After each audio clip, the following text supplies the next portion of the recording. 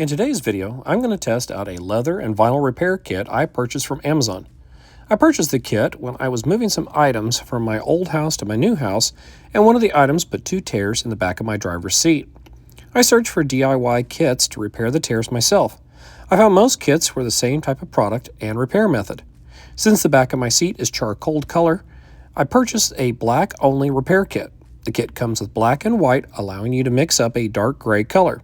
I have a link to the products used in this video down in the video description. The kit comes with 2 tubes of black, 1 tube of white, a mixing container, masking tape, a brush, spatula, clear gloves, 5 sheets of embossed paper, and a color mixing chart. The kit is recommended for vinyl, synthetic, artificial, faux, or real leather. It is not recommended for highly absorbent leathers such as suede or lacquered leather. The repair process seems to be simple enough. Step 1, clean the area. Step 2, mix the color. Step 3, apply the product. Step 4, press the embossed paper onto the damaged area. And Step 5, let the area dry. Now that we've gone over the kit and the basic instructions, let's test it out and see how well it can repair my seat.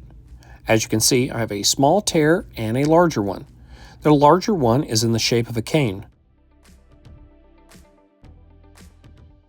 I began the process by cleaning the seat with alcohol.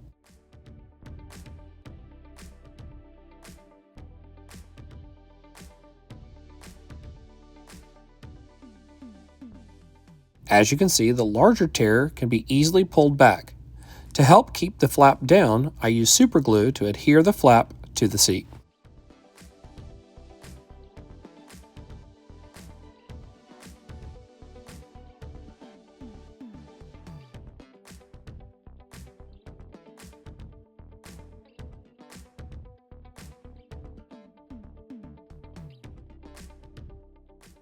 After I let the super glue dry and made sure the larger tear was secured to the back of the seat, I used the masking tape to section off an area around both tears. I tried to make a square with the tape. This didn't go well as the tape kept peeling back away from the seat. I tried to use painter's tape as an alternative, but again, the tape just kept peeling away from the seat and would not stick at all. Since neither one would stick, I ditched trying to tape off the tears.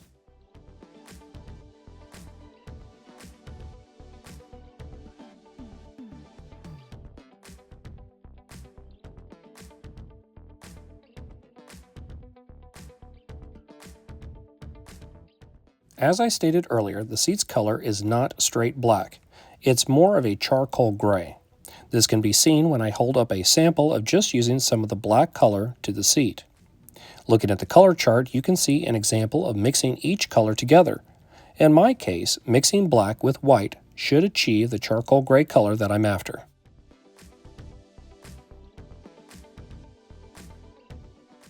Achieving the color that you want is a bit of a trial and error.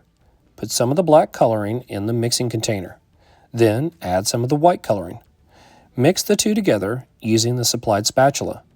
Put a small amount of the newly mixed color on a piece of cardboard or paper and compare it next to the seat. Keep adding white until you achieve the color that you're after. If the color becomes too gray, simply add a bit more black.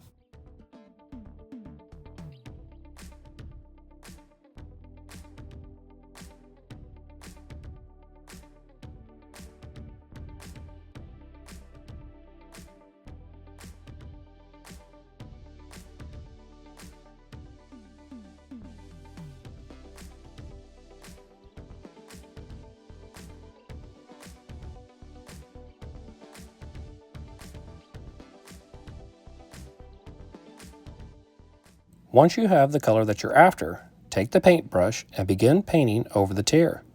The instructions advise you to apply the product in thin, multiple layers instead of one thick layer. After applying the paint, you are to press the embossed paper onto the repair area. I found doing this while the paint was still wet just caused the paint to be removed. I found it was better to allow the paint to dry a bit before pressing the paper down. Also, I found it was better to lightly press the paper down versus applying a lot of pressure to the paper. The instructions also state that you can use a hairdryer to speed up the drying process between layers, which I chose to do. I did a few layers before pressing the paper onto the seat.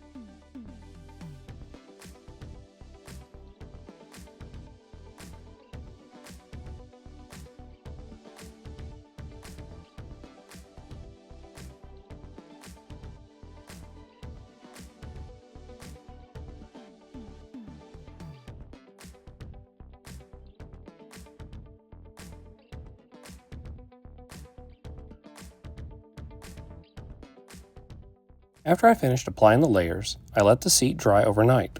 Looking at the seat the next day, I could see the repair areas in the direct sunlight, but found it harder to see them in the shade or sitting in the back seat.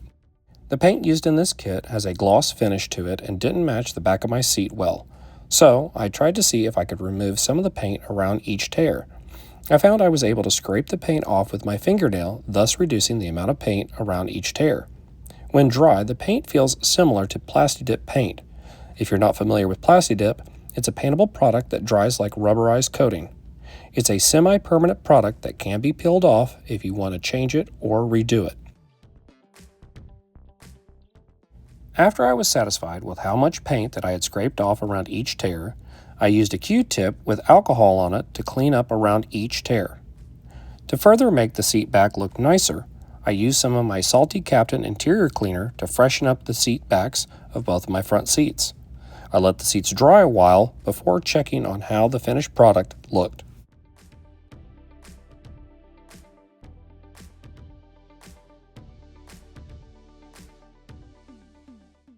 When I came back later to look at the seat, I was happy with the results.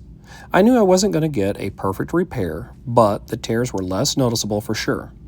Plus, they had a coating on them that kept them from coming up and away from the seat. For the amount of money and time that I spent on this kit, I felt that it was worth it. But before buying this kit, I would caution everyone to go in with realistic expectations. Don't expect a perfect color match or a tear to be completely disappeared. The kit will, however, give you a decent repair that will help cover up scratches or tears. I would love to hear what kit that you've used to fix a tear, scratch, or hole in your car's seats. Do you use a heated or non-heated repair kit? Were you able to make the repair area disappear? How well did you feel the color matched to your interior?